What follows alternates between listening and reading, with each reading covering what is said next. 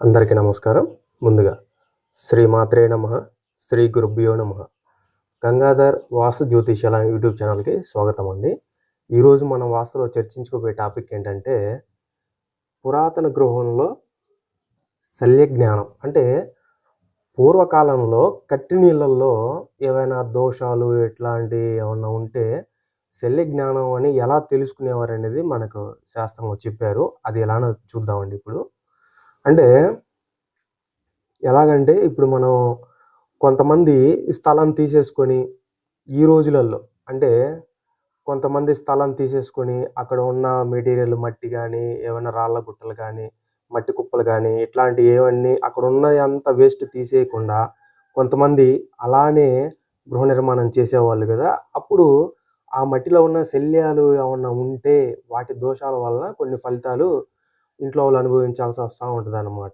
అట్లాంటి కొన్ని శల్య దోషాలని పూర్వకాలంలో ఎట్లాంటి శల్య దోషాలుంటే ఎట్లాంటి దోషాలు ఇంట్లో వాళ్ళు అనుభవించాల్సి వస్తుంటుంది అనేది మనకి తెలియజేశారు. అదేంటి ఇప్పుడు ఒకసారి చూద్దాము. మీకు ఒక చిన్న డయాగ్రామ్ లాగే చూపిస్తాను ఉండండి. అయితే ఇది మన గృహం అనుకుంటే ఇప్పుడు ఈ గృహానికి దిక్కులు తీసుకుంటే తూర్పు, పడమర, ఉత్తరం, దక్షిణం. విదిక్కులు కూడా మనం తీసుకుంటే ఈశాన్యం, ఆగ్నేయం, నైరుతి, వాయువ్యం. ఇవి దిక్కులు విదిక్కులు మన గృహానికి. అయితే ఇప్పుడు మనం శల్య జ్ఞానం గురించి మాట్లాడుకుంటున్నాం కదా. అయితే ఈ గృహంలో ఒక 3 సంవత్సరాలకి ఎవరైనా ఒకళ్ళ మరణాలు సంభవిస్తూ ఉన్నాయంటే ఆ ఇంట్లో ఎవరి ఒకళ్ళ మరణాలు సంభవిస్తూ ఉన్నాయి అయితే అట్లా జరుగుతూ ఉంటే ఎవరిదో ఒక మరణం సంభవిస్తూ ఉంది.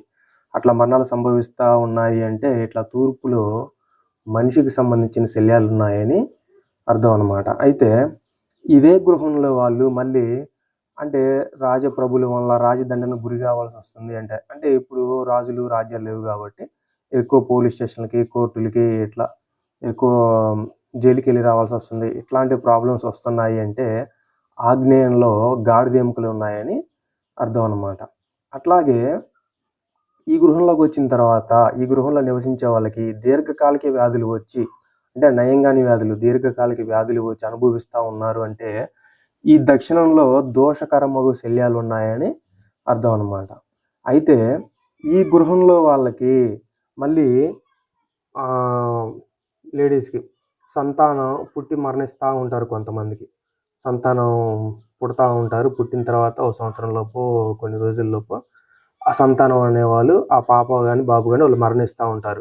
అట్లా జరుగుతూ ఉంది అంటే ఈ గృహంలో నైరుతిలో కుక్క ఎముకలు ఉన్నాయని దానికి సంబంధించిన శల్యాలు ఉన్నాయని చెప్పేసి అర్థం అన్నమాట.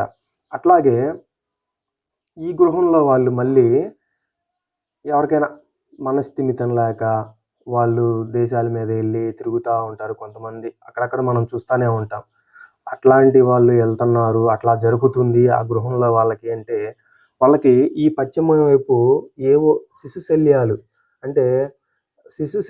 అంటే ఎలా అంటే పూర్వం రోజులలో ఇంట్లో ఎవరైనా చిన్న బిడ్డ సంవత్సరంలోపు అట్లా పిల్లలు చనిపోయినప్పుడు వాళ్ళు ఏంటంటే ఎక్కువ దూరం పెట్టకుండా ఇప్పుడు పెద్దవాళ్ళని అనుకోండి శ్మశానానికి ఊరికి దూరంగా తీసుకెళ్ళి పెట్టేసేవాళ్ళు. అక్కడ పూడ్చడం, కాలేయడం, దాని సంస్కారాలు చేసేవాళ్ళు. అయితే ఈ చిన్న పిల్లల్ని ఏం చేసేవాళ్ళు అంటే కొంతమంది వాళ్ళ ఇంట్లోనే పెట్టుకునేవాళ్ళు, లేదంటే వాళ్ళ స్థలంలో పెట్టుకునేవాళ్ళు, లేదంటే వాళ్ళ పొలంలో పెట్టుకునేవాళ్ళు.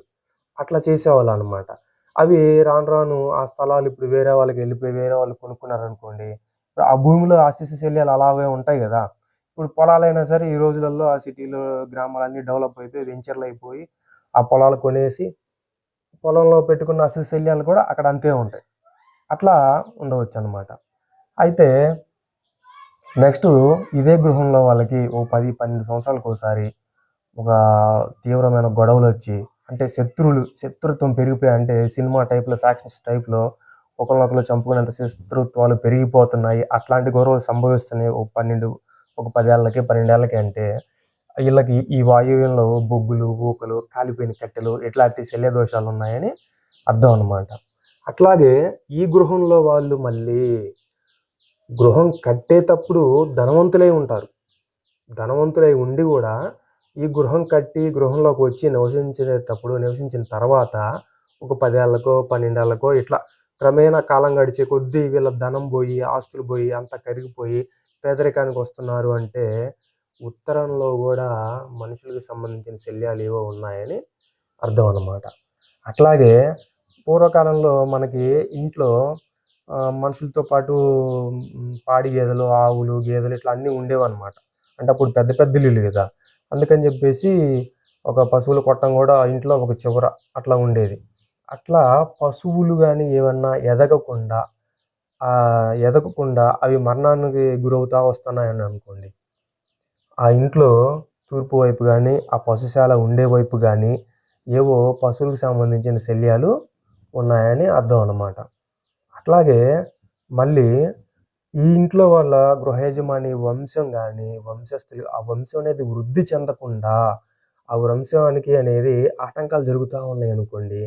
ఆ గృహం మధ్యంలో గూడా, ఈ గృహ మధ్యంలో గూడా అంటే ఇట్లా గృహ మధ్యంలో గూడా ఏవో శల్యాలున్నాయని అర్థం అన్నమాట. ఇట్లా మనకి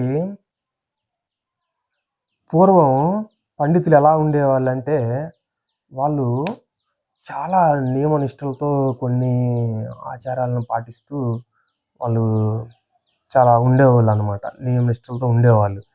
అట్లాంటి వాళ్ళు గృహంలోకొచ్చి ఇప్పుడు ఏదైనా గృహంలో దోషాలున్నాయి, పలానా ఇబ్బందులు పాలవుతున్నారంటే అతనొచ్చి చెక్ జేసి ఏమన్నా శల్యాలు ఉన్నాయా అని అతనికి డౌటొచ్చి పలానా చోట తవ్వండి అంటే అక్కడ శల్యాలుండేవి. అంటే అప్పట్లో వాళ్ళు అంత స్టాండర్డ్‌గా ఉన్నారు. అంటే వాళ్ళు పాటించే నియమనిష్టలు గానీ, వాళ్ళు చేసే భక్తిపూర్వకమైన భక్తి శ్రద్ధలతో పాటు వాళ్ళకి సబ్జెక్ట్ మీద అంత గ్రిప్పొచ్చేది. అంత జ్ఞానం అనేది వాళ్ళకి దేవుడు ఇచ్చేవాడనమాట. అందుకని జెప్పేసి అప్పట్లో వాళ్ళైతే టక్కున ఈ శల్యాలని పలానా చోట ఉండొచ్చు అక్కడ తవ్వండి అని జెప్పేసంటే అక్కడ ఏవో ఒక శల్యాలు దొరికాయనమాట. అట్లాగా ఈ రోజులలో అయితే అంతటి జ్ఞానం లేదు గాబట్టి కట్టిన ఇంట్లో మనం ఎలాగో ఎళ్లి శల్యాలను కనిపెట్టలేం గాబట్టి మనం ఏం జేయాలి? గృహం నిర్మించుకునే ముందే ఆ ఇంట్లో ఆ స్థలం గాని ఫర్ ఎగ్జాంపుల్ స్థలం తీసుకున్నాము. లేకపోతే ఒక కూలిపోయిన ఇల్లు, పాడుపడ్డ ఇల్లు, వేరే వాళ్ళ ఇల్లు అయ్యుండొచ్చు. మనం కొనుక్కున్నాము. అయితే అందులో ఉన్న మెటీరియల్ మొత్తం మట్టి, గిట్టి, రాయి, రప్ప మొత్తం మెటీరియల్ తీసి బయట పడేయాలి. బయట పడేసిన తర్వాత భూమి లెవెల్ వరకు మొత్తం తీసేయాలి. మట్టితో సహా తీసేయాలి. తీసేస్తే ఆటిలల్లో ఏమన్నా ఉన్న శల్యాలు రాయి, రప్ప, కాలిపోయిన బొగ్గులు గాని, ఊకలు, బొగ్గు ఇట్లా ఇనుములు, గొనుములు ఇట్లాంటివి ఏమైనా ఉన్నా గూడా మొత్తం బయటికెళ్ళిపోతాయన్నమాట. లూజ్ మట్టి ఏమైనా ఉంది అంటే దాన్ని శుభ్రంగా తీసి పక్కన పడేయాలి. పక్కన పడేసి ఆ స్థలాన్ని మొత్తాన్ని శుభ్రంగా చదును చేసి ఫ్లాట్ ఎంతవరకు అంతవరకు శుభ్రం చేసి, క్లీన్ చేసి, శుభ్రంగా ఆవుల్ని తీసుకొచ్చి ఒక వారం రోజులేమో ఆవుల్ని ఆ స్థలంలో కట్టేసి, ఆవు పంచకంతో ఆ స్థలం మొత్తాన్ని శుభ్రంగా చేసుకొని, అప్పుడు మనం గృహ నిర్మాణం అనేది చేపట్టాలనమాట. కానీ కొంతమంది ఎలా ఉంటారంటే, ఒక గృహం కొన్నారు. లేదు వాళ్ళకి తెలిసినోళ్ళదో లేపోతే వాళ్ళదో ఒక గృహం కూలిపోయింది. ఆ పూర్వకాలంలో మట్టి మిద్దెలు ఇట్లాంటివి ఉండేవి. అట్లా కొన్న ఇల్లు ఒక తరం మారిన తర్వాత ఆ కూలిపేసిన ఇంటిని శుభ్రంగా అయి మొత్తం తీసేయాలి. తీసేయకుండా కొంతమంది ఏం చేస్తారంటే, ఎందుకది మొత్తం పూడిక్కే పోద్ది, మనకి ఖర్చెందుకు, తీసి బయట పడేసే ఖర్చు, మళ్ళీ పిల్లర్స్ ఏసుకున్న తర్వాత మళ్ళీ తీసుకొచ్చి లోపలికేసుకునే ఖర్చు, ఇదంతా డబల్ ఖర్చు అని ఆలోచించి ఆహ్, ఉన్న మట్టిని, రాయి రప్పని చదనం చేసుకొని ఎక్కడైతే పిల్లర్స్ వస్తాయనుకుంటారో, అంతవరకు గుంతలు తవ్వి పిల్లర్స్ ఏసుకొని గృహ నిర్మాణం చేపడతా ఉంటారు. ఇట్లాంటి వాళ్ళకేంటంటే, ఇట్లాట ఈ మనం ఇప్పుడు చెప్పిన ఈ శల్య దోషాలన్నీ గూడా ఏమన్నా భూమిలో ఉన్నాయి అంటే వీళ్ళు ఆ దోషాలు ఇల్లు కట్టిన తర్వాత అనుభవించక తప్పదు. ఇప్పుడు అట్లా కట్టుకున్నారు. పైన మట్టుకు ఇల్లు మొత్తం వాస్తు శాస్త్ర ప్రకారం ఏ దోషాలు లేకుండా కట్టుకున్నారు ఓకే. కానీ భూమిలో దోషాలు ఎవరు కనిపెట్టగలరు? ఇప్పుడు నువ్వెన్నో ఇబ్బందులు ఎదురవుతా ఉన్నాయి అనుకోండి. ఎదురవుతున్నాయి. ఎదురైన తర్వాత ఎవరినైనా తీసుకొచ్చి చూయించారు ఇంటికి మళ్ళీ. ఇల్లు పైన చూస్తే అంత వాస్తుకేముంది ఓకే. బావుంది. అంతా వాస్తుకే ఉంది. ఎలాంటి పైన కనిపించే వాస్తు దోషాలు కూడా ఏమీ లేవు. కానీ భూమిలో శల్య దోషాలుంటే ఎవరు కనిపెట్టగలుగుతారు? ఈ రోజులలో కనిపెట్టగలిగేంత జ్ఞానం ఎవరికీ లేదు. మనం శాస్త్రాన్ని తెలుసుకొని శాస్త్రాన్ని ఫాలో అవ్వడం తప్పితే, ఆ రోజులలో వాళ్ళు కనిపెట్టగలిగినంత జ్ఞానం అనేది ఈ రోజులలో నాకు తెలిసి ఎవరికీ లేదండి. ఎవరు కూడా ఇట్లాంటి పొరపాట్లు చేయొద్దు. కొంతమందైతే కట్టుకునేది కొత్త ఇల్లే. ఎవరో పాత రోజులలో ఎక్కువ గృహాలకి కర్రను ఉపయోగించేవాళ్ళు. దారబంధరాలు గానీ, లేపోతే ఏరే చెక్క పనేది ఎక్కువుండేది. అయితే ఆ పాత రోజుల్లో పెద్ద పెద్ద దారబంధరాలు, సేవదీలిన కట్టలు ఇంతింతలా ఉంటాయి ఒక దారబంధరం. అయితే అవి వాళ్ళు తీసేసినయి వీళ్ళు రేటు తక్కువగా వస్తున్నాయో, లేకపోతే ఫ్రీగా ఇవ్వటమో, ఏదో సంథింగ్ జరుగుతా ఉంటది. అబ్బా! ఫ్రీగా వస్తున్నాయి చావదీలిన కర్ర, మంచి కర్ర అది ఇది అని చెప్పేసి తెచ్చుకొని దాన్ని మళ్ళీ కోపిచ్చుకొని, మళ్ళీ ఫ్రెష్‌గా సింహద్వారం పెట్టుకుంటారు. ఇదనేది తప్పు. అసలు ఇట్లాంటి పొరపాట్లు ఎప్పుడు చేయొద్దు మీరు. కొత్తగా గృహం కట్టుకుంటున్నారు. ఆ ఇంట్లోకొచ్చిన తర్వాత మీరు ఎలాంటి గృహ దోషాలు లేకుండా ఆ ఇంట్లో సుఖశాంతులతో జీవించగలగాలి ఆయురారోగ్యాలతో. ఇట్లా జీవించలేనప్పుడు మళ్ళీ కొత్త ఇల్లు కట్టుకొని ఉపయోగం ఏంటి? ఉపయోగం లేదు గదా! అందుకనే పాత ఇంటి కర్రని కొత్తింటికి వాడొద్దు. అన్యవేస్మ స్థితందారు నైవాన్యస్మిన్ ప్రయోజయేత్ అన్నారు. పాత గృహాలకు ఉపయోగించిన దారువుల్ని నూతన గృహానికి ఉపయోగించొద్దు. కొత్త గృహానికి కొత్త దారబంధరాలే కొనుక్కొచ్చుకొని పెట్టండి. అంతేగాని పాత ఇంటి ఏవి వాడొద్దు. చాలామంది ఏం చేస్తూ ఉంటారంటే ఈ పాత గృహం ఫర్ ఎగ్జాంపుల్ ఎవరిదో కొనుక్కున్నారు. లేకపోతే ఒక ఫ్లాటు, లేకపోతే ఒక పాత గృహము, అందులో మట్టి మిద్దెలు ఇవన్నీ ఉండేవి. అవి కూలిపోవటం, లేకపోతే కూలిపోయిన మిద్దెలను వీళ్ళు కొనుక్కోవటం, పాడుబడ్డ ఇల్లు కొనుక్కోవటం, మళ్ళీ కొత్త గృహాలు కట్టుకోవటం జరుగుతూ ఉంటాయి. జనరల్‌గా జరుగుతూ ఉంటాయి. ఇట్లా జరిగే సిచ్యువేషన్‌లలో అందులో ఉన్న మెటీరియల్ మొత్తం తీసేయాలి. చాలామంది మైండ్ సెట్ ఎలా ఉంటదంటే, మళ్ళీ ఇప్పుడు జేసీబీ పెట్టాలి, ట్రాక్టర్లు పెట్టాలి, ఆ మట్టి మొత్తం తీసుకెళ్ళి ఎక్కడో పడేయాలి. ఇదంతా చాలా ఖర్చొస్తది అని చెప్పేసి, ఆ ఖర్చుకు భయపడి అక్కడ దాన్ని అక్కడక్కడ వరకు చదును చేసేసి, ఎక్కడైతే ముగ్గు పోసేసుకుంటారు, పిల్లర్లు ఎక్కడెక్కడ వస్తాయి ఏంటి అనేది మళ్ళీ కొత్తగా ఇల్లు స్టార్ట్ చేసేస్తారు. అట్లాంటప్పుడు ఆ గృహంలో అప్పుడు ఆ గృహం కూలిపోయి ఎన్ని రోజులైందో, ఆ పాడుబడిపోయి ఎన్ని రోజులైపోయిందో, అందులో కుక్కలేమన్నా చచ్చిపోయినాయో, ఇంకేమన్నా శల్యాలు ఉన్నాయో, లేకపోతే ఇప్పుడు ఒక పాడుబడ్డ స్థలం ఉన్నది అంటే అందరూ వేస్ట్ మొత్తం అందులోనే చేస్తూ ఉంటారు. ఒక బొగ్గులు, ఒక ఇనుము, బొనుము, ప్లాస్టిక్ ఈ రోజులలో కనపడ్డ చెత్తల్లో అందులోనే పడేస్తూ ఉంటారు. అట్లాంటివన్నీ కూడా మనం నూతనంగా నిర్మించుకునే గృహానికి ముందు తీసి బయటపడేయాలి. బయట పడేసిన తర్వాతనే మనం మళ్ళీ ఫ్రెష్‌గా మన గృహాన్ని స్టార్ట్ చేసుకోవాలి. ఎలా స్టార్ట్ చేసుకోవాలి? అందులో ఉన్న వేస్ట్ మొత్తాన్ని తీసేసుకొని, ఆ ఫ్లాట్ మొత్తం అసలు మట్టి అనేది శుభ్రంగా అడుక్కల భూమి లెవెల్‌కి తీసేయాలి. తీసేసి ఆవుల్ని తెచ్చుకొని కుదిరితే ఒక వారం రోజులు ఆవుల్ని అందులో కట్టేసుకొని మేపండి. మేపిన తర్వాత ఆవు పంచకంతో స్థలం మొత్తాన్ని శుభ్రం చేసుకోండి. శుభ్రం చేసుకున్న తర్వాత ఆ స్థలాన్ని మళ్ళీ నాగలి పెట్టి దున్నండి. దున్నిన తర్వాత నవధాన్యాలు చల్లండి.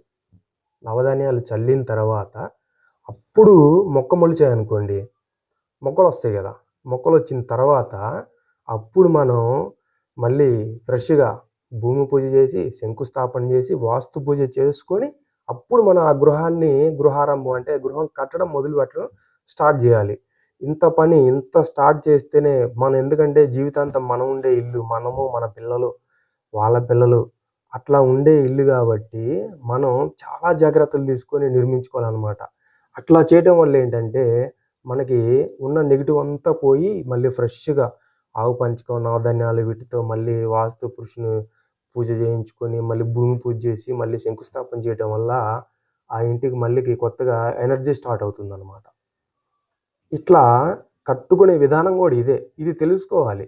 ఫస్ట్ ఇది తెలుసుకోకుండా చాలామంది ఖర్చులకు భయపడి ఇట్లా చేసేస్తూ ఉంటారు. అది కరెక్ట్ కాదండి. దయచేసి ఎవరు కూడా అలా చేయొద్దు. ఎందుకంటే ఈ రోజులలో భూమి లోపల ఉన్న శల్యాలు, ఆ శల్య జ్ఞానాన్ని కనుక్కోవడం అంటే అది అసంభవం. కాబట్టి మనం ఫస్టే తీసుకోవాల్సిన జాగ్రత్తలన్నీ తీసుకోవాలి. తెలిసినోళ్ళని పిలిపించుకోవాలి, చూపించుకోవాలి. అతను అన్నీ చెప్తాడు. ఇప్పుడు ఇట్లానే మనలానే అన్నీ చెప్తే వాటిని ఫాలో అయిపోయి జాగ్రత్తగా నూతన గృహం అనేది నిర్మాణం చేసుకోవాలి. చాలామంది డబ్బు వేస్ట్ ఎందుకు, ఎక్కడికక్కడికి మిగిలిచ్చేద్దాం, ఎక్కడిదక్కడ సర్దేద్దాం, ఇట్లాంటివన్నీ వద్దండి. బయటోళ్ళు ఎవరో ఉండరు. మీరు కట్టుకున్న గృహంలో మీరే ఉంటారు. ఆ దోషాలు ఏమైనా తగిలితే మీరే అనుభవిస్తారు. అవి ఇక భూమిలో ఉన్న దోషాలు కనిపెట్టడం ఎవరి వల్ల కాదు, ఎవరి సాధ్యం కూడా కాదు. దయచేసి ఇట్లాంటి పనులు ఎవరూ చేయొద్దండి. కాబట్టి మనం ఈ వీడియో కనుక మీకు నచ్చితే లైక్ చేయండి, షేర్ చేయండి. మీ ఫ్రెండ్స్ అండ్ ఫ్యామిలీకి ఎవరికైనా కొత్తగా గృహం కట్టుకునే వాళ్ళకి షేర్ చేయండి. వాళ్ళకి ఉపయోగపడుతుంది. మనం నెక్స్ట్ ఇంకో వీడియోలతో ఇంకో టాపిక్తో మళ్ళీ కలుద్దామండి. అంతవరకు సెలవు. జై శ్రీరామ్.